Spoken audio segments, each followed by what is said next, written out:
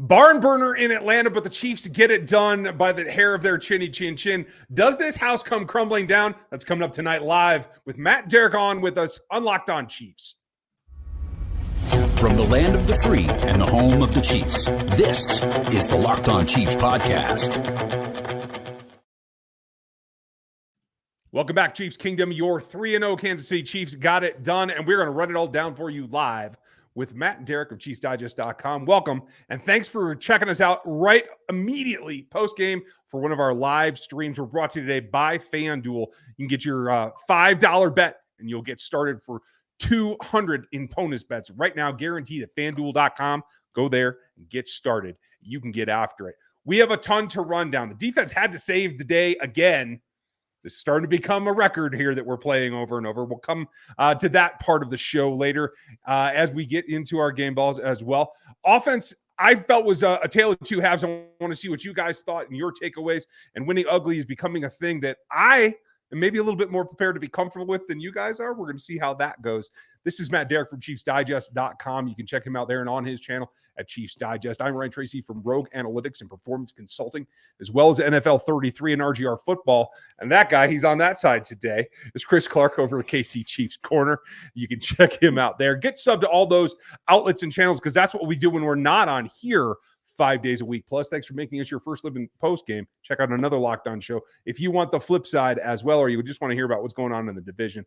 We appreciate it because we're free and available on every platform every day, all the time, no matter what. So like, sub, hit the bell here on YouTube, and get on Spotify and Apple Podcasts. Winning ugly is something that they've had to do multiple times now, Matt. The absence of Isaiah Pacheco, I felt, was felt very much early. We'll talk about the two halves in the next segment, but I felt like they rallied, they settled down. I do feel like Carson Strong deserved every rep that he got, and he earned more by doing it. And having to run the ball that much is something I'm comfortable with, but I want to know how you feel about it, Matt, and then I know how Chris thinks. Well, this was, I mean, you're right. I mean, this was a very ugly win, and a win's a win. And what to me, I think was, a couple of the struggling points. I mean, one, obviously, if you're a Patrick Mahomes offense and you're averaging 4.8 yards a play, that's anemic. So you want to be a little better than that. But I really got the sense that a lot of times with the run, it was, there were two types of run tonight. I mean, one was they were running specifically either just to set up the pass, or they were running just to basically try and get a 1 yard or 3 yards or whatever it may be at the time. And, once again, we saw one of those drives bogged down inside the red zone. They've got a first and goal at the 3 yard line and get in despite the fact trying to roll 3 straight times. That's a problem. I mean, this team right now can't get just a couple of yards on the ground when it wants to and needs to. I mean, it can run the ball on first, second down, but when they're trying to do it on third or fourth down, I mean, it's just not there for them right now. And it's not there for them when we try to do a goal line. But this was, I mean, it was very clear from the very beginning, though, in the passing game that, the intention was with Way starting at left tackle and trying to just protect the offensive line in general. Mahomes was just trying to get rid of the football quickly and doing a lot of that. So this was not a game, for the most part, built about taking shots downfield or anything of that nature. And I think Mahomes had something like maybe 5 throws beyond 5 yards downfield in the first half. This was not a game plan that they were trying to take shots deep. And when they did, they struggled. But like I said, a win's a win, even if offensively, I mean, the only thing that this team did was control the ball, and control it they did. They had some long, sustained drives. That's December football. It's not necessarily September in the Dome in Atlanta football. Yeah, there was a lot of different things that went wrong in that game. And, I know people are going to point to the Chiefs not having a great offense and not being efficient. And I agree with that for the most part. There were some issues. But go back to right before they kicked the ball to Atlanta in the fourth quarter, or at the very end of the game, you're looking at a 3rd and 2, and it's wide open, and Xavier Worthy just stops.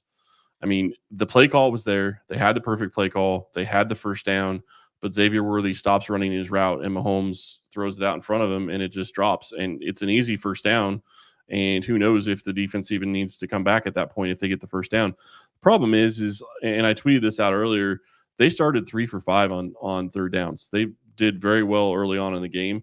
And they did very well staying out of third downs multiple times throughout this game. And that was really the tale of the game for me, is that you go watch the offense on first and second down. If they were getting, good yardage on first down, they generally were getting a first down after, on second down, and they weren't even getting to third down.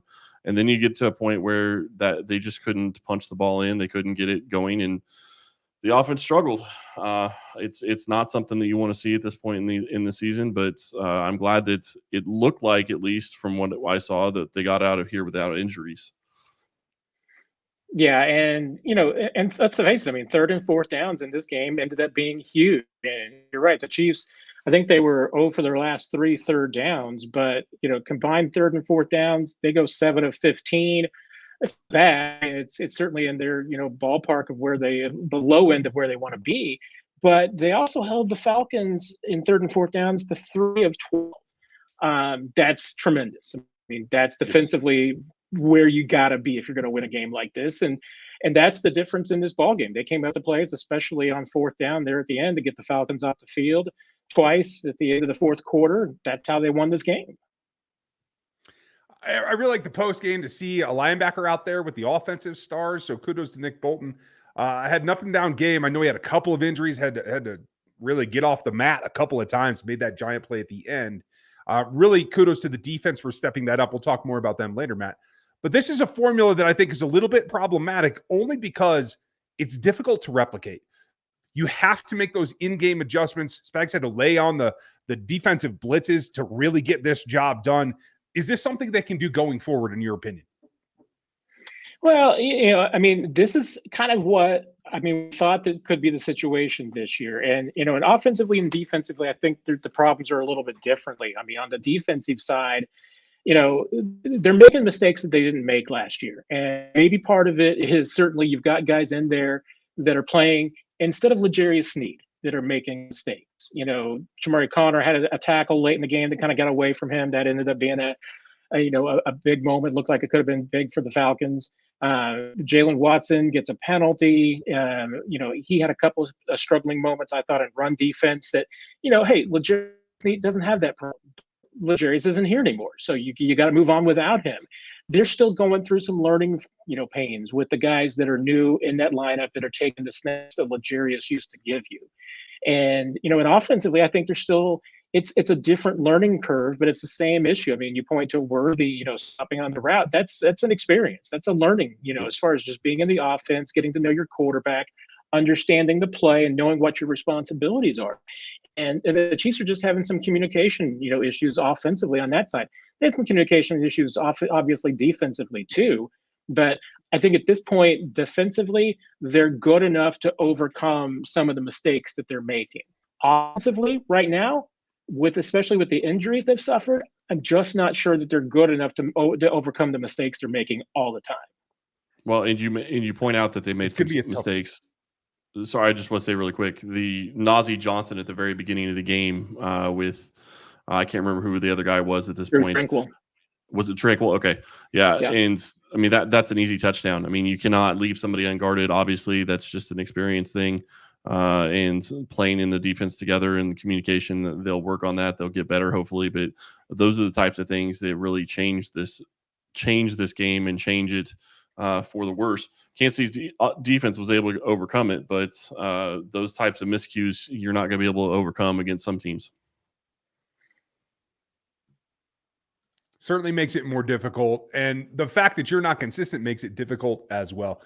This was an offense that had a tale of two halves, in my opinion, at least for the quarterback. What did Mahomes do, and is it fixed? I'm not convinced. We'll get to that coming up next.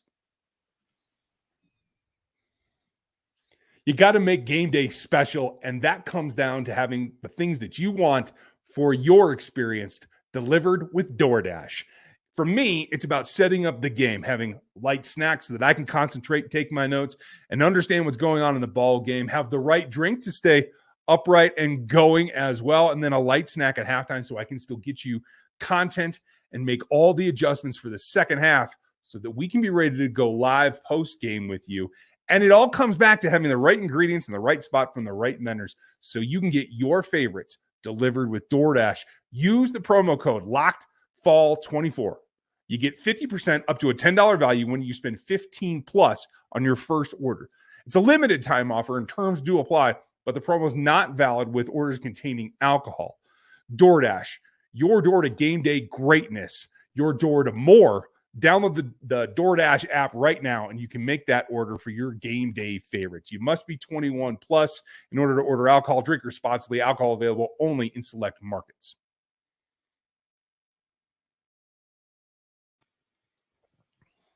This is always a lot of fun, and if you want more, you can get the Locked On NFL show twice a day now. Check that out.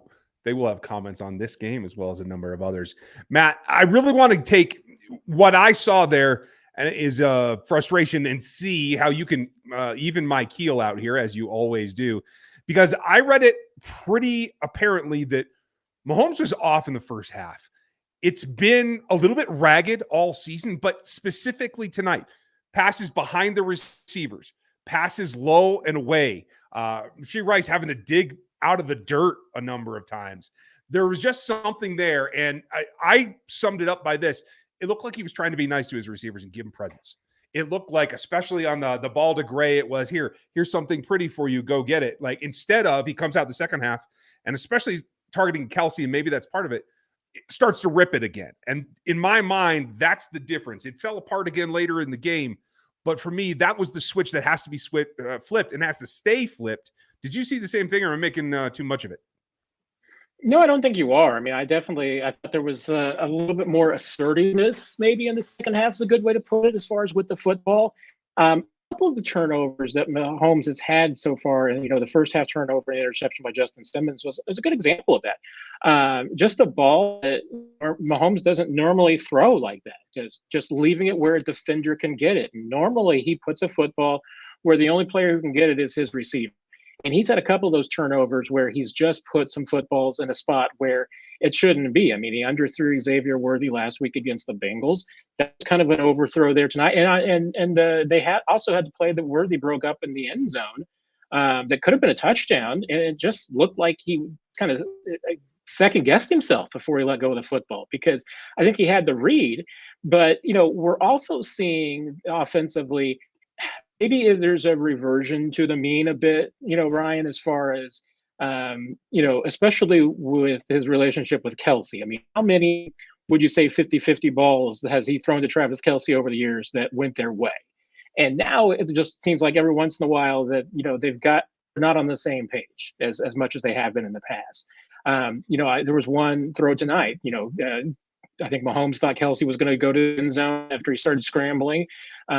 Kelsey cut it off, didn't go all the way, and Mahomes throws the ball to an empty end zone. That's just kind of the way things are going for this offense right now. And if it's just a matter of everybody's not on the same page, maybe they're all thinking something different as far as trying to jumpstart something. But I think, I thought there was a little bit more of assertiveness in the football in the second half. The numbers weren't there, but I think that was also part of the Chiefs were running football a lot more in the second half. They were just trying to, especially in the fourth quarter, kind of get out of the game a little bit. And even that didn't, work for them. I mean, they had an opportunity to ground out the game and try and get out of there. And I don't think they ran the football once with Carson Steele on that 3-and-out that they had in the fourth quarter. Sometimes the play calling has been inconsistent too. So I can't leave Matt Nagy and Andy Reid off the hook on this. There's a lot of things that just kind of aren't firing for this offense right now. And, how much of it's just communication, how much of it's experience, how much of it's chemistry, probably all of the above. There's probably a little bit of everything that's leading into it. So it's probably not one solution that's going to help this team get it all figured out. Well, you go back to, you talk about the Mahomes and Kelsey being off a couple of series before, when you're talking about Kelsey being out there, gets a ball thrown to him probably 5 yards downfield. It's the 3rd and 2, and the safety strips it. I mean, that's a play that Kelsey has made for this team over and over and over again normally, and it usually just moves the sticks, and we don't even think about it. We just take it for granted. It's not happening this year, and I don't know what is going to cause that to change, but it's something they need to get figured out. You look at Mahomes' stats for the game. Obviously, it's not fantastic. 2 TDs and a interception, and the interception, as you talked about earlier, was a very short underthrow. And the Worthy pass was, if he throws that out a yard in advance of Worthy on that pass, that's a touchdown, and it's not knocked down, and that changes how things happen. And then he doesn't have the pick. 5.6 yards per attempt for Mahomes. That's not going to get it done in most games. Yeah, I completely agree. And again, it was, and we're probably not, because we haven't really talked about the offensive line as part of this conversation too, and it's definitely part of it. And I can't say that I can necessarily blame the interior, and I'm not sure that I can blame Jawan Taylor at all, because we're not really talking about their names that much. But Wanye had a tough night. I mean, this was an example that just changing over to Wanye from Kingsley wasn't going to be an automatic fix. Both these guys have some struggles, and Wanye, I can understand. This is probably a very emotional night. He grew up near Atlanta. I mentioned online, you had 42 tickets they had to get for family and friends, and there were a lot more friends and family in that stadium tonight. So it was a very emotional game for him. And he struggled. I mean, I don't think there's any other way to put it. I mean, he did struggle at times.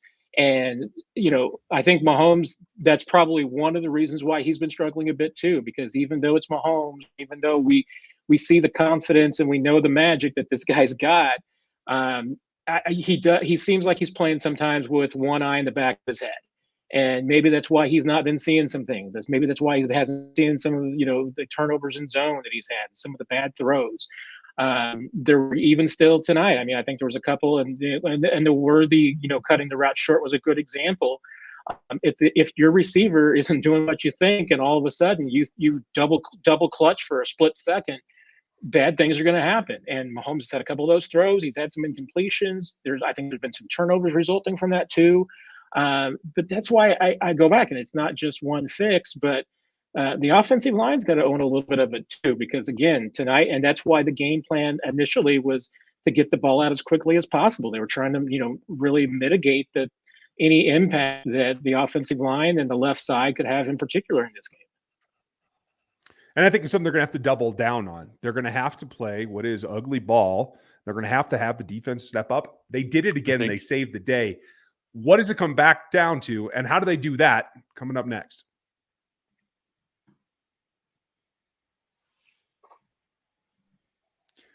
This is one of those deals that when you are live post game, you're going to make a couple of concessions. Right now, you guys can get into the action. For all of you NFL fans, you can get back into this season with a big return at FanDuel, America's #1 sportsbook. So when you get a hunch in the middle of the game and you want to go check it out, whether it's the late stats or whatever's changing in that game flow like it did tonight, you can check the live play-by-play, get much more on the same page, and then go place your bets during the ball game. You'll get started with $200 in bonus bets right now, guaranteed, when you place a $5 bet. And if you had Rashee Rice going over 100 yards in this one, you made yourself a nice little bundle. You can do it all at FanDuel.com. Go check it out today. That's FanDuel.com. And check out Locked On.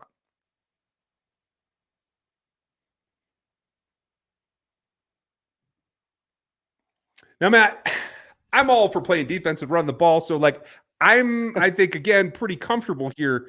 There was a couple of really rough calls in here. I do feel that it balanced out, and a lot of fans have been calling for, how can you call this versus that? Well, I think there was a makeup call in there, and in the end, it all worked out there.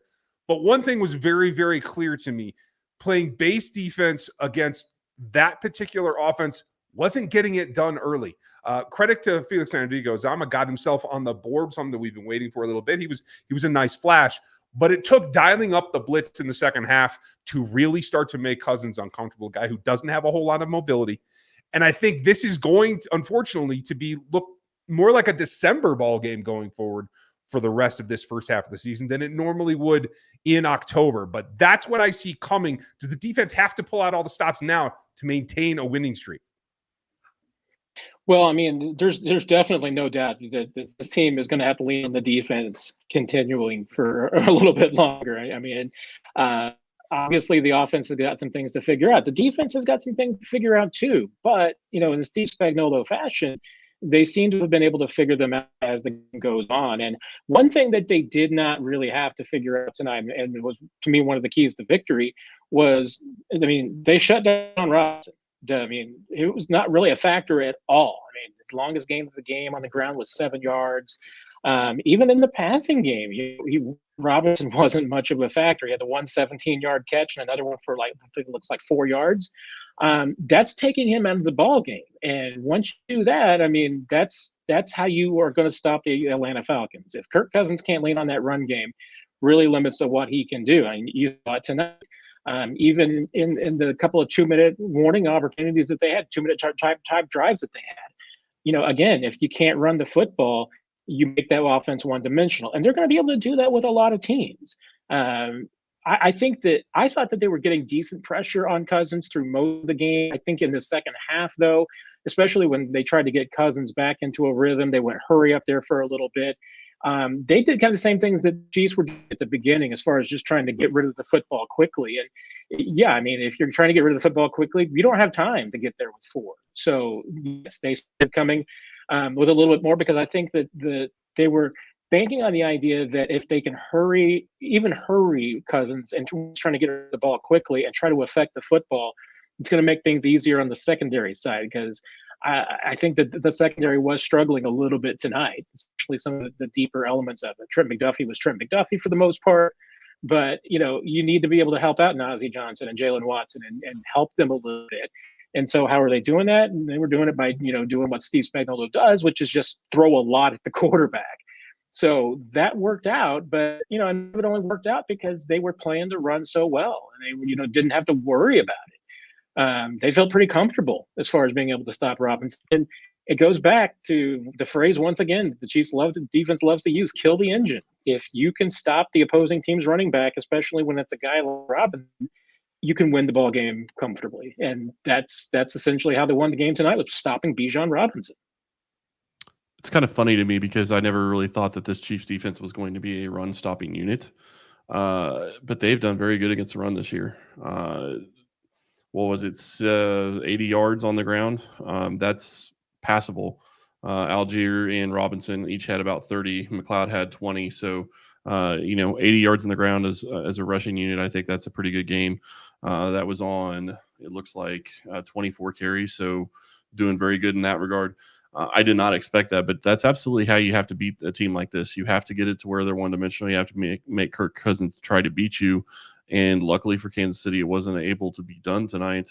I will say that I do think that Atlanta probably got screwed at some point. That Brian Cook play was pass interference. But considering some of the other calls that got made, I think that you could easily say it evened out. That Trent McDuffie one where he's standing his ground and gets called for pass interference is not pass interference. So it goes both ways. Overall, though, to watch what Nick Bolton did and to watch what this defense is able to do at different times was impressive. And I want to go back and say one other thing really quick on the defense. Chris Jones got penalized for illegal hit to the quarterback or whatever, late hit or whatever. That was not a penalty. He laid him down, and it's not like he threw him down. So this whole game just goes back and forth with different calls with the referees. So I'm glad Kansas City won it. They're 3-0. The defense has got them there, which I have to think that when you're sitting here 3-0, knowing that your defense has gotten you there so far, and your quarterback is Patrick Mahomes, you have to feel pretty good about your future. Yeah, and and I did see from the updates at the stadium that Andy Reid said there weren't any injuries coming out of this game. Obviously, there were some worries about Mahomes there at the end with the way that he went down, kind of awkwardly trying to run out the clock on that one of those kneel downs and kind of bent his leg under him a little awkwardly. But I know he said after the game that he's fine, and Andy Reid said there's no injuries to mention. I wonder if that'll be the same story tomorrow or Wednesday, especially about Nick Bolton, because it did seem like Bolton dinged a couple of times and played through it. And, I'm sure this will come up during the game balls. I'm sure I'll bring it up during the game balls. But Bolton, that's, been criticized by a lot of people this year, I thought he had a heck of a game. Yeah, he did. Well, since you teed it up so dang well, Matt, let's just get after it. I wonder, who could you be giving your game ball to? Hey, and part of me, and I'm assuming one of you guys will probably do it. If not, because if Ryan doesn't do it, do what I think he's going to do, then I'll be very, very disappointed. So I'll leave that one on the table. But to me, Nick Bolton was the best player on the defense that was probably named Trent McDuffie or Chris Jones tonight. Maybe Turk Wharton too. Turk had another great game, so hats off to him, especially forcing that interception, big play. But Bolton playing through everything, which particularly, looked like he probably hurt himself again tonight. Looked like we'll see what it is. Looked like he was grabbing his back a lot in the second half, and he had to get himself off the mat a couple of times. But 2 or 3 tackles for a loss. It looked like he was getting the passing lanes clogged up as well. A couple of really nice blitzes. I thought across the board, Bolton had a game. He was making an impact in the run game and the pass, so he gets my game ball. 7 tackles for him on the night. Really quick, Ryan, I'll let you go ahead and go. There is no question. In fact, I'm gonna do something I've never done before, folks. I'm going to give you a pair of low-hanging game balls for Carson Steele because he deserves them. That's the way it works when you are the only thing grinding out offense. So cheers to him. I think you saw some jitters fade off there as he got a little bit more comfortable. He did get a little banged up himself too at one point, but to be able to come back when they know you're trying to run out the clock and you're still able to get some positive yardage, kudos to him. Big role for a rookie, and I'm glad to see it. I was hoping you're going to go there because I was going to go there if you didn't. And I have to say, one of the things that stood out to me, 4.2 yards a carry for Carson Steele and for Samaje Perine. That will do. It's not 5 yards a carry like you want, but that'll do. That'll get it done in the running game. So good job on that. And they ran well on first downs on a lot of plays, which really helped them later getting first downs. I'll give my game ball to Rashee Rice. I don't know how you don't pick Rashee Rice as the other guy that's going to get a game ball from this one. 12 catches on 14 targets for 110 yards and a touchdown.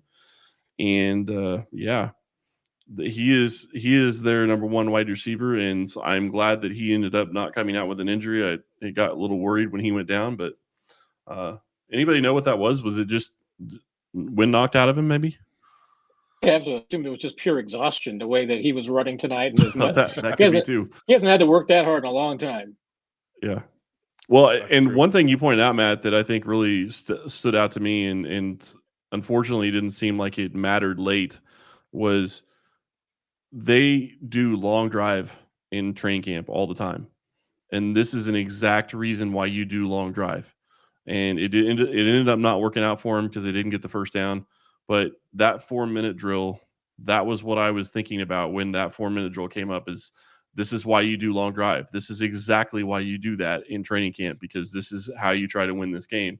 And if they get a first down instead of the drop on Worthy, then maybe we would have seen it. But that's how you get in shape, and that's how you get things done. So kudos to the Chiefs for moving to 3-0. And not to look too far ahead, but the Chargers game is going to be interesting with all their injuries that they have. To Chris's point, real quick. All the way around. Yes. The fact that this offense can run 30 plays on the first 2 drives and didn't look like they were worn out was thing. But the fact that this offense had 3 drives in the fourth quarter, and one was end of game, running out the clock. Okay, we'll dismiss that one. Had 2 drives in the fourth quarter, both 3 and out. You can't do that. Either one of those drives, you have to get more than that. The fourth quarter was not good for the offense. Thankfully, the defense was bend but don't break in the fourth quarter. But not the best fourth quarter seen for this team, but it gets the job done. But the offense has got to be better at the end than it was in this one. I feel like we said all of this about this same week last season, and look what happened. So I'm going to take a deep breath, and folks, just get used to close, ugly games. Matt, I have to ask a quick question before we leave. Do you think that they're exhausted from going to back-to-back Super Bowls? Do you think that's part of what this seems to be, or do you think it's something different? I think it's all part of it, but honestly, I think that it's a big part of it is that in 25 years of coaching, Reed's kind of figured out a little bit about how you get a team to peak in December, January, and February. And I think that he no longer cares as much about winning September and winning October. Doesn't matter. I mean, the Chiefs proved last year. I mean, they don't even have to have the number one seed. They just need to be healthy and playing their best football going into the right time of year. So what's it matter how good you were in week 3? It doesn't. It only matters how good you are in January and February when you're a team like this. And you got to figure yourself, you're pretty comfortable to be in that position, because I think there's 31 other teams that don't have that mindset right now, because they know that they've got to be good year round as far as, trying to put themselves in position to win games, make the playoffs, and make a run. And this Chiefs team, they know they don't have to peak right now, and they don't want to be peaking. They don't want to be playing their best football on September 22nd. They want to be playing their best football January 22nd and February 12th. It all comes down to this. They're a 2-time Super Bowl champion, and they have been here before. It will work itself out. You will see this progress, folks, and we're going to be here for it. Who gets your game balls? Put them down in the comments here on YouTube. We would love to see them. Check out ChiefsDigest.com and Chiefs Digest here on the YouTube platform, as well as everything on Locked On, because every show is 5 days a week. Plus, go over to KC Chiefs Corner to get all of Chris's work. Join me coming up next live on RGR Football. We'll break it down a little bit further, as well as NFL 33. Thanks for spending your time. And Matt, thanks for schooling us up here on the things that maybe I got a little out of hand on. You guys are the best. I love you. We'll talk later. Have a good night, folks. Thanks for being with us live, and we'll talk to you tomorrow.